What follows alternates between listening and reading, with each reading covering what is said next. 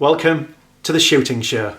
This week, Scotsman Rod Entwistle heads down south to engage a muntjac buck, kindly donated to the sporting rifle Save The Rhino Fund by gamekeeper Geoff Garrod.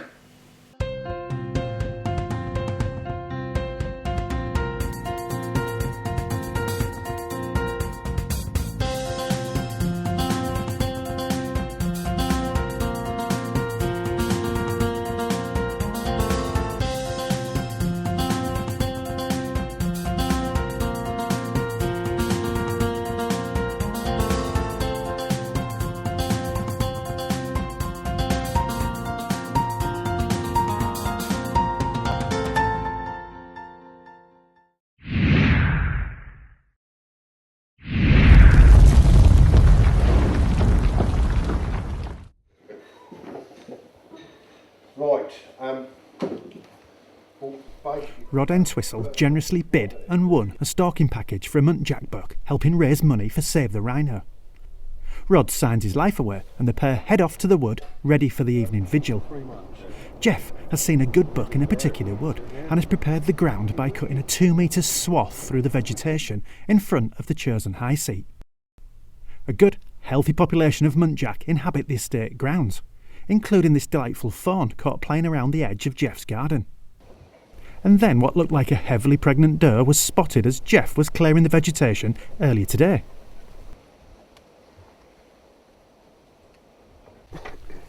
The dry morning is now somewhat wetter, but this won't deter the duo.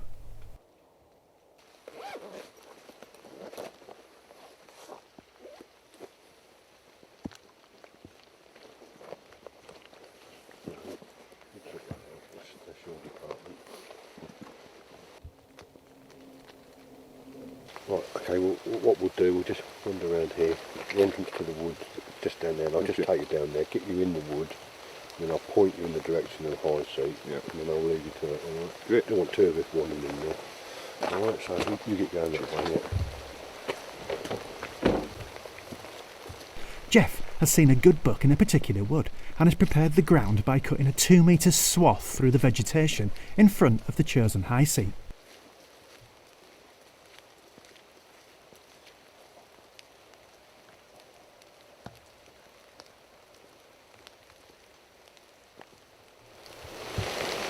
I've got Stu's phone number, so give us a ring if you've got something, or I'll give you a ring, and then it'll be just before dark. Alright, good luck. Thanks, man. I'll see you back about 5:30, 5:45 time. Rod gets himself carefully up into the box and settles in for the duration.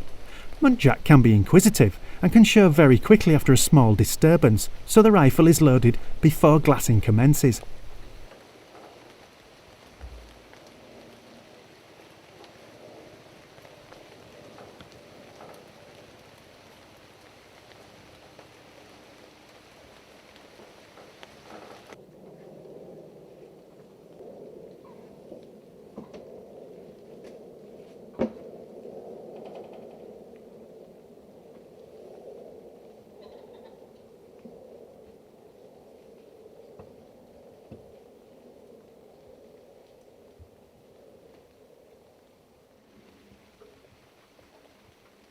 At least the pheasants are undeterred by the rain.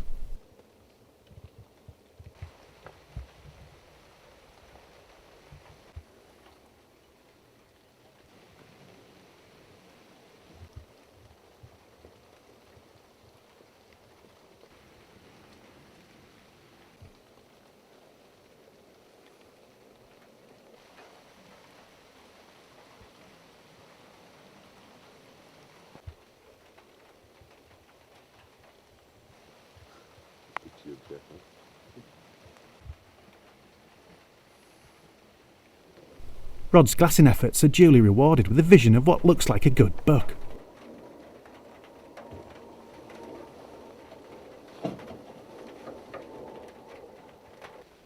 With the buck firmly in his sights, Rod just needs it to turn and present broadside.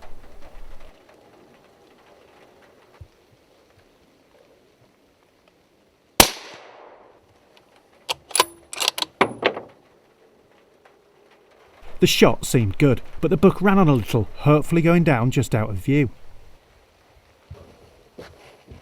After a few minutes, it's unload, climb down, then reload before a careful follow-up.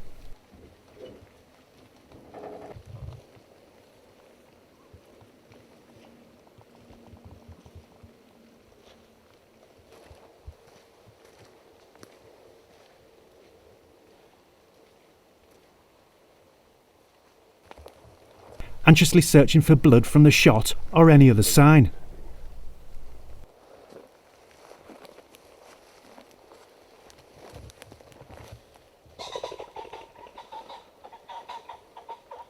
And there's Rod's prize buck, no more than 10 yards from the bullet strike.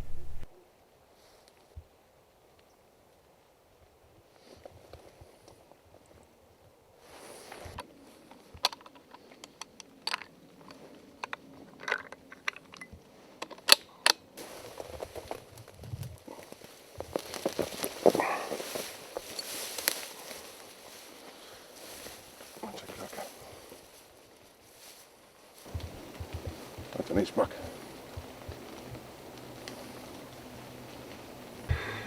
Just a great pity we don't have him at home.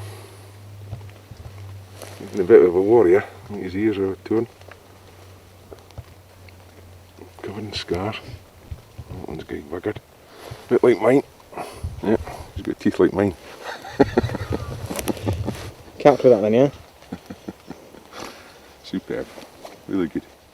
Geoff arrives just after dark, post-Gralloch, and just in time to collect Rod and his buck and enjoy a small drink to mark the occasion.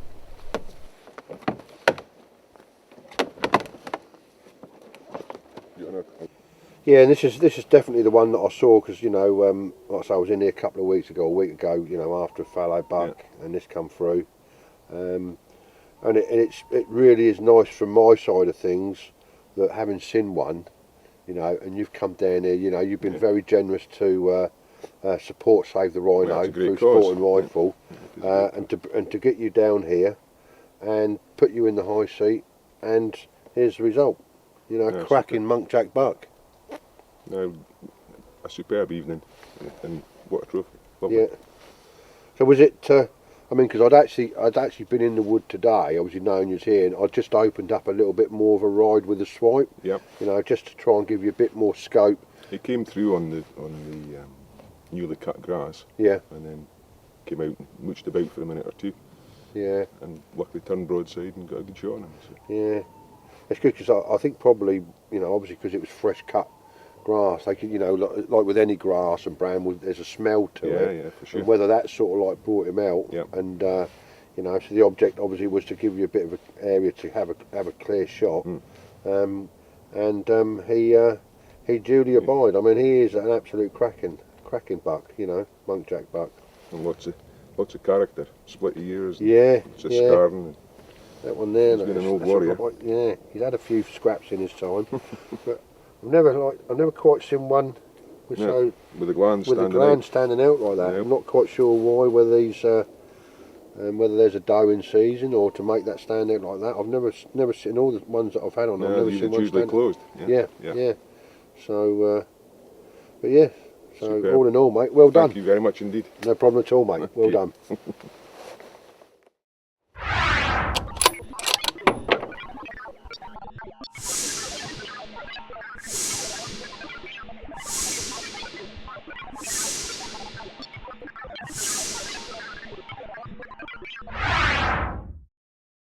Rod there, graciously helping conservation and securing his muntjac buck.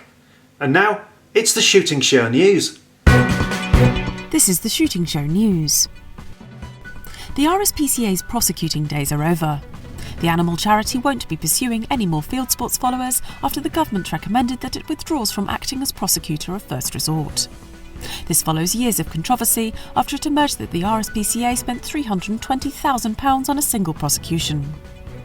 Countryside Alliance Chief Executive Tim Bonner said the RSPCA's roles as investigator, political campaigner and fundraiser are incompatible with that of an independent prosecutor. Interest in shooting is on the way up, according to Basque's firearms team, which is taking more calls than ever. The team took 910 calls for advice in October. That's an increase of 60% year on year. That follows a September that was the service's busiest ever month. Basque said most of the calls were for help dealing with delays in certificate renewals. So if you've got a renewal coming up, it could pay to get in touch. Dial the number on screen now. Snaring's been protected in Northern Ireland after the Assembly government agreed a new snares order that sets higher animal welfare standards.